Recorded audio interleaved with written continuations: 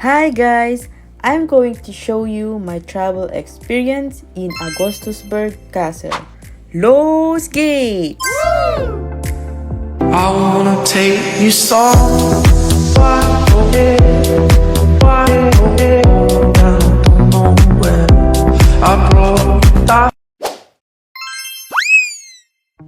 Hi guys! It's another day again to explore the world.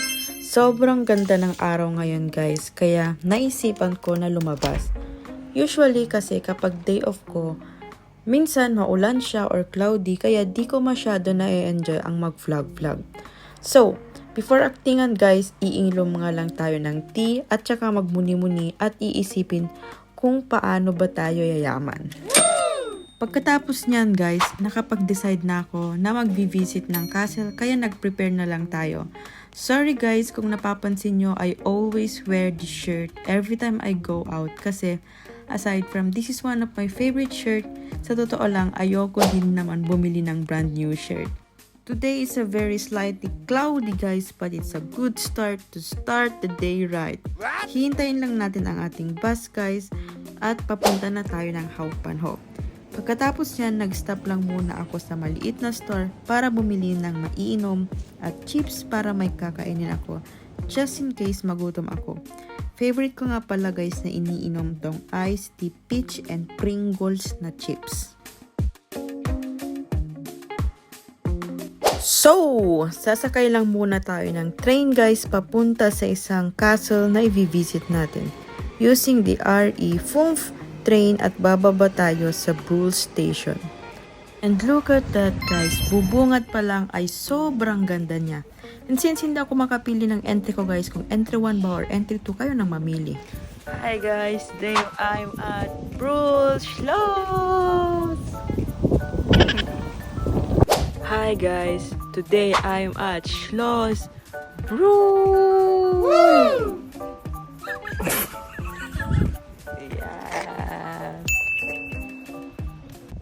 Ang style niya pala guys ay sobrang hacienda feels.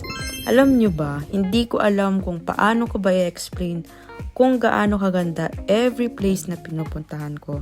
Pero, I will try to show you how. Anyhow guys, dito nga pala sa side niya before you enter, meron siyang malawak na lake na nakapalibot at doon madaming ducks na nagsisilanguyan. So, ito naman ang kanyang front view guys. Sa personal, para siyang background na nakadikit lang. And nga pala guys, this Augustusburg Castle ay kabilang siya sa top UNESCO World Heritage in the world because they are one of the examples of the 18th century castle in Germany. Ito din nga pala guys ay super famous na place wherein a lot of people do photoshoots for their wedding at meron akong nakasabayan na nagpo-photoshoot noon. So, sa kabilang side naman guys, makikita nyo yung malawak na garden. Kung i-describe ko man siya sa isang Disney movie, ay parang Cinderella feels. At yung mga flowers at grasses nga dito guys ay medyo hindi pa siya ka-bloom. And kapag totally bloom naman na siya, they will look like this.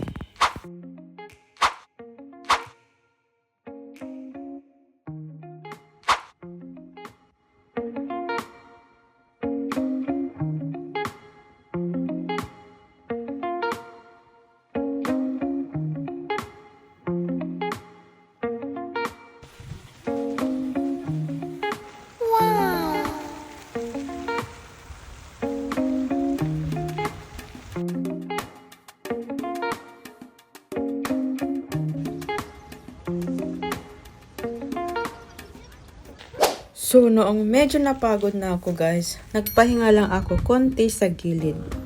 Actually, ang dami kong ginawa dito guys, para lang malibang ang sarili ko.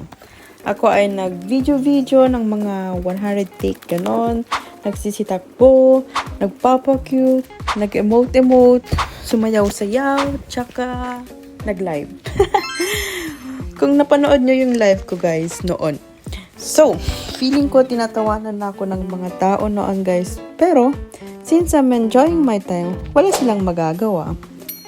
Actually guys, noong first visit ko dito, kasama ko nga pala ang kuligin kong si Billie Jeans. Pero dahil sobrang lakas ng ulan guys, di kami masyado naka-picture at naka-enjoy. So, bumalik lang ako ngayong masyadong maganda ng weather pero mag-isa na lang ako. Itong mga maraming kahoy dito guys ay nakapalibot siya sa buong castle.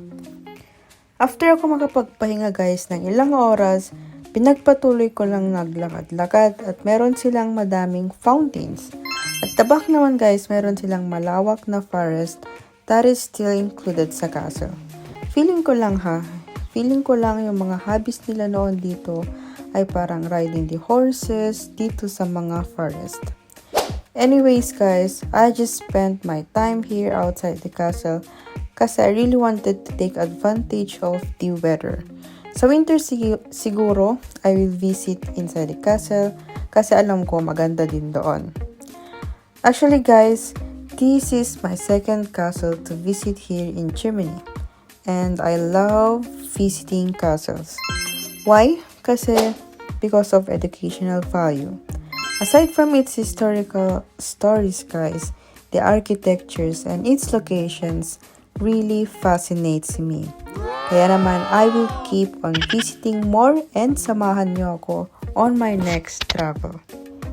So, if you learned something from my video guys, like and share so you will be notified on my further travel vlogs.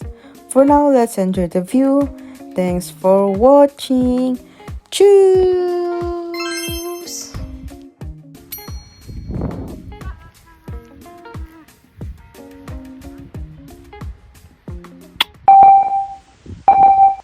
Hi guys, don't forget to like, share, and follow me or subscribe. Cheers!